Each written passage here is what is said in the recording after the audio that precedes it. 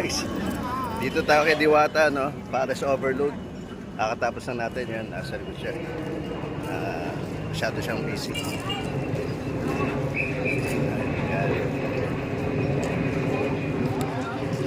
Pag dito, pagkakain ka, yan, pipila ka.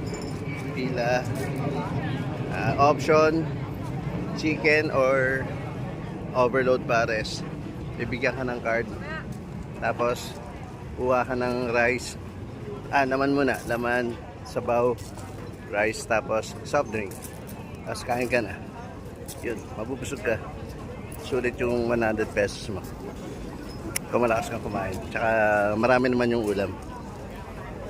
Kaya, I'm with my wife. Kahit ang init eh, ba't nasa arawan tayo? Okay, thank you guys. See you again. Bye. Thank you.